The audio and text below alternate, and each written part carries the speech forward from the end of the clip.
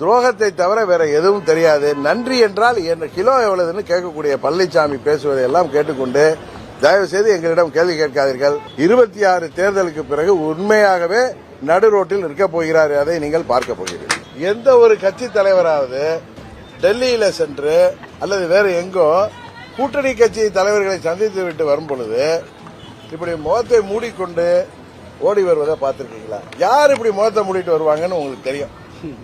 எனக்கு நேற்று ஊடகங்கள் மூலம் தான் தெரிஞ்சு பக்கத்தில் உட்கார்ந்தது அவருடைய அன்பு மகன். 2 பேரும் மூஞ்ச மூடிட்டு வர்றாங்கன்ட்டு சொன்ன மாதிரி அண்ணன் பழனிசாமி இன்று முதல் முகமூடியார் பழனிசாமி தான் அழைக்கணும். இவர் உருவெல்லாம் புருடாங்க. அவர் ஏதோ வானிலை அறிக்கையெல்லாம் படிச்சு மழை பெய்யுங்கிறதுனால தள்ளி வச்சேன்னு கதையெல்லாம் விட்டுட்டு ஹோம் மினிஸ்டரை சந்திச்சிருக்காரு. செப்டம்பர் 15 அண்ணா பிறந்த நாள் அன்றைக்கு இங்க சென்னையில் டி நகர்னு நினைக்கிறேன். அங்க மீட்டிங்ல பழனிசாமி எப்படியெல்லாம் வீரவசனம் பேசினார். நான் தன்மானம் மிக்கவன், எங்களுக்கு ஆட்சி அதிகாரம் எல்லாம் முக்கியம் இல்ல, வெற்றி தோல்வி எல்லாம் பெருசு இல்ல, எங்களுக்கு தன்மானம் தான் முக்கியம்னு பயங்கர சவுண்ட் விட்டார். 10வது பத்திரிகைகள்லயும் ஊடகத்திலையும் அவர் ஏதோ அவருடைய அந்த எழுச்சி பயணத்தை தள்ளி வைத்திருக்கிறதுக்கு காரணங்கள் போட்டதாக கோச்சிக்கிட்டாரு. அவர் ஏதோ வானிலை அறிக்கையெல்லாம் படிச்சு மழை பெய்யுங்கிறதுனால தள்ளி வச்சேன்னு கதையெல்லாம் விட்டுட்டு டெல்லிக்கு போய் நம்ம துணை ஜனாதிபதி அவர்களை பார்த்துட்டு இரவு ஹோம் மினிஸ்டரை சந்திச்சிருக்காரு. இது ஏற்கனவே ஊடகத்தில் வந்துச்சு. அவர் ஹோம் மினிஸ்டரை அவரை அழைத்திருக்கிறாரு, அதுக்காக போறாரு. இதுக்கு எதுக்கு இவ்வளோ இப்படியெல்லாம் பொய் சொல்லி யாரை ஏமாத்த பார்க்கிறார்? நான் எப்பயும் சொல்றேன், தமிழ்நாட்டு மக்களையும் மற்ற அரசியல் கட்சியை சேர்ந்தவர்களையும் இனிமேலும் பழனிசாமி ஏமாற்ற முடியாது. என்ன ஹோம் மினிஸ்டரை போய் பார்த்துட்டு அது கூட்டணியில் இருக்கீங்க. ஹோம் மினிஸ்டர் ஓப்பனா இங்க வந்து சென்னையில ஏப்ரல் 11 இவரை கூட்டணியில சேர்த்து அறிவிச்சுட்டு டெல்லிக்கு போறாரு. என்ன காரணம்? இப்படி ஹோம் மினிஸ்டரை பார்த்துட்டு வெளில வர்றப்ப முகத்தை மூடிக்கிட்டு வர வேண்டிய அவசியம் என்ன இருக்கு? இதுவரை கேள்விப்பட்டிருக்கீங்களா? அரசியல்ல எந்த ஒரு கட்சி தலைவராவது டெல்லியில சென்று அல்லது வேற எங்கோ கூட்டணி கட்சி தலைவர்களை சந்தித்து விட்டு வரும் பொழுது இப்படி முகத்தை மூடிக்கொண்டு ஓடி வருவதை பார்த்திருக்கீங்களா? யார் இப்படி முகத்தை மூடிட்டு வருவாங்கன்னு உங்களுக்கு தெரியும். எனக்கு நேற்று ஊடகங்கள் மூலம் தான் தெரிஞ்சு பக்கத்தில் உட்கார்ந்தது அவருடைய அன்பு மகன். 2 பேரும் மூஞ்ச மூடிட்டு வர்றாங்கன்ட்டு. இதுக்கு பழனிசாமி தான் பதில் சொல்லணும். ஆனா சில ஊடகத்தை சேர்ந்த நண்பர்கள் சொன்னாங்க அது நாங்க இல்ல வேற யாரோன்னு. ஹோம் மினிஸ்டர் வீட்டில இருந்து யாரும் மூஞ்ச மூடிட்டு வெளில போக வேண்டிய அவசியம் இல்லை. அங்க வந்து அவர்களை சந்திப்பது யார் என்பது எல்லாருக்கும் தெரியும். அது அங்க இருக்கிற ஊடகத்தை சேர்ந்தவர்கள் தெரியும். அவர் எனக்கு சொல்லப்பட்டது முன்னாடி கூட வந்த சகாக்களை எல்லாம் வேற கார்கள் அனுப்பிட்டு இவர் மெதுவா வெளில வந்திருக்காரு. என்ன காரணம் என்பதை பழனிசாமி சொன்னால்தான் தெரியும். ஆனா அந்த காலத்தில் சொல்லுவாங்கல்ல புலவர்கள்லாம், மன்னர்களை ஏதாவது ஒரு சாதனை செய்தால் அவர்களை இன்று முதல் மன்னரை நாங்கள் இப்படி அழைக்கிறோம் சொன்ன மாதிரி அண்ணன் பழனிசாமி இன்று முதல் முகமூடியார் பழனிசாமி தான் அழைக்கணும்.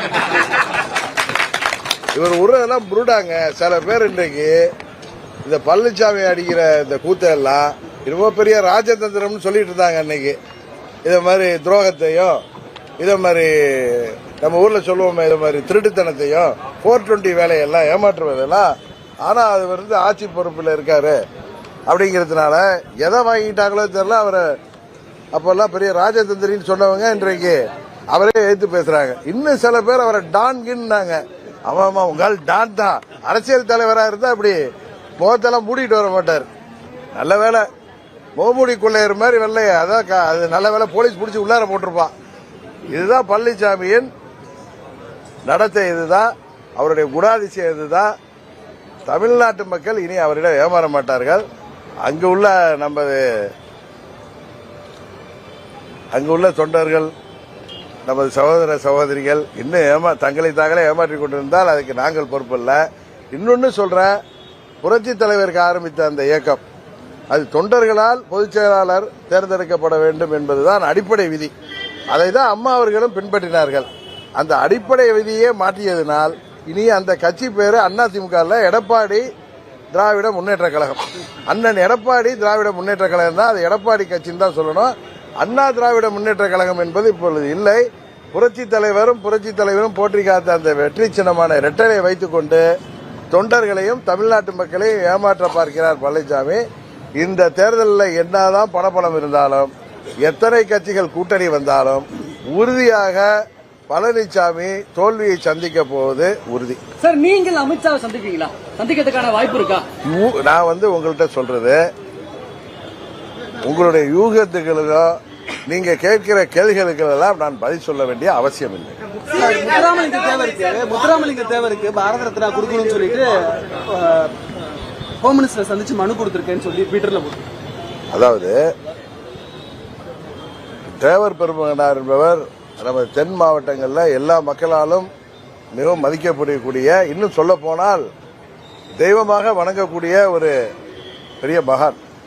அவருக்கு பாரத ரத்னா வழங்கப்பட வேண்டும் என்பது அந்த பகுதி மக்களின் நீண்ட நாள் கோரிக்கை. அதை யார் எடுத்து போய் முன்வைத்தாலும் அதில் தவறில்லை.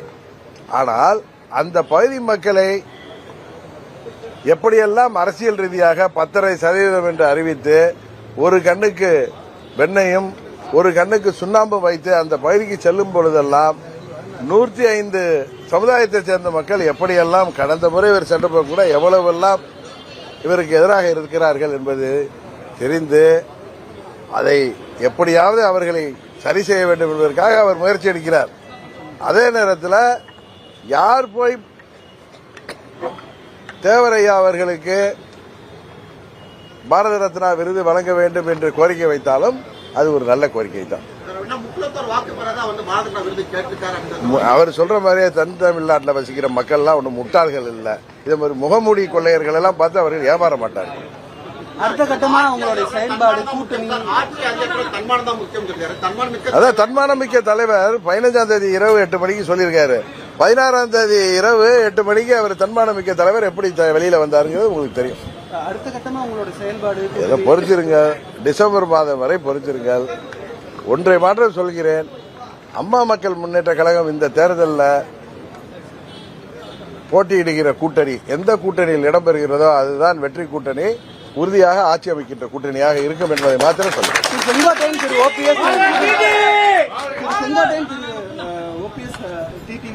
ஒரே மேடையில சந்திக்கிறதுக்கான வாய்ப்பு இருக்கா? உறுதியாக இருக்கு.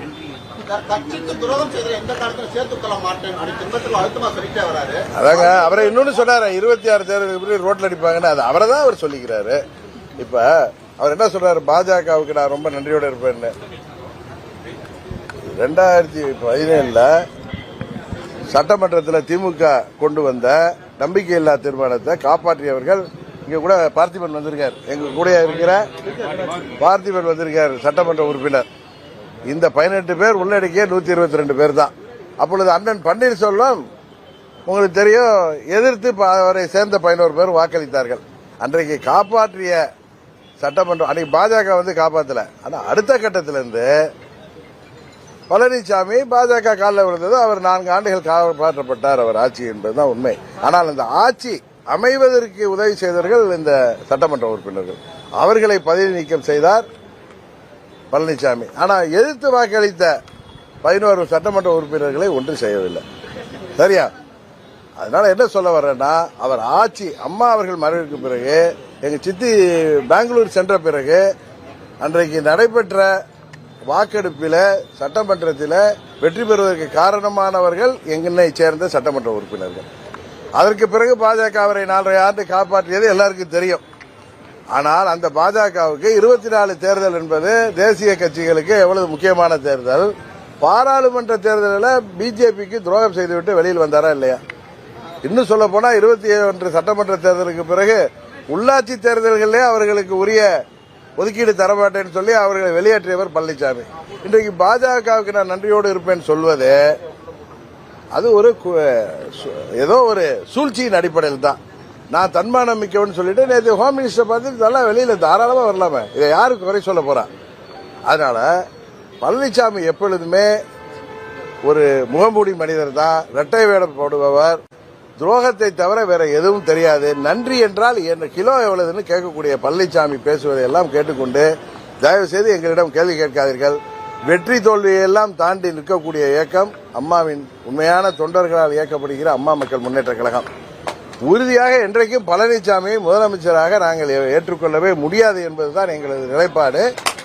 26 சட்டமன்ற பொதுத் தேர்தலுக்கு பிறகு எல்லோருக்கும் துரோகம் செய்த அவரை ஆட்சியில் அமர வைத்த எங்களுக்கும் ஆட்சி தொடர உதவிய ஓபிஎஸ்க்கும் அந்த 4.5 ஆண்டு ஆட்சி காப்பாற்றிக் வந்த பிஜேபிக்கும் இதுபோல எல்லோருக்கும் துரோகம் செய்த பழனிசாமி 26 தேர்தலுக்கு பிறகு உண்மையாகவே நடு ரோட்டில் நிற்கப் போகிறார். அதை நீங்கள் பார்க்க போகிறீர்கள்.